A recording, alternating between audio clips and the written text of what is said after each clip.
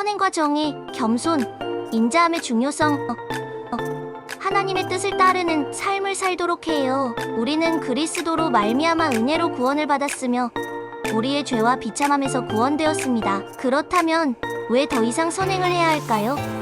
이 질문은 선행에 대한 올바른 이해와 목적을 고민하게 합니다. 선행에 대한 잘못된 생각, 우선 선행을 해야 하는 이유를 이해하기 위해서는 잘못된 생각들을 버려야 합니다. 우리가 선행을 하면 언젠가는 보상을 받을 것이라는 생각이나 사회 안정을 위해 선행이 필요하다는 생각은 올바르지 않습니다. 이러한 생각은 선행을 잘못된 동기로 수행하게 만듭니다. 심지어 신자들 사이에서도 선행에 대한 올바른 동기에 대한 이해가 부족한 경우가 있습니다. 선행을 통해 구원을 얻기 위해 하는 것이 아니라 그리스도의 은혜를 통해 이미 구원을 받았음에도 선행을 통해 하나님의 영광을 드리고 찬양받으려는 목적을 이해해야 합니다. 선행의 가능성.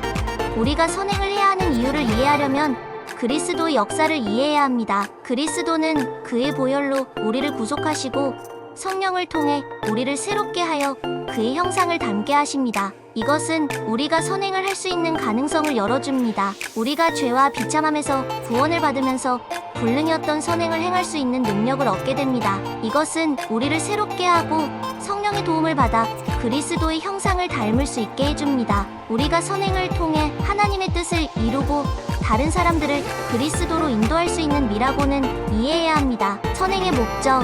우리의 선행은 하나님에게 감사하고 하나님의 영광을 드리는 목적을 갖고 있습니다. 그리스도로 말미암아 우리는 구원을 받았고 이로써 하나님의 영광을 위한 생활을 추구해야 합니다. 하나님의 영광을 위한 삶은 우리의 모든 행동이 그리스도의 예방과 일치하도록 하는 것입니다.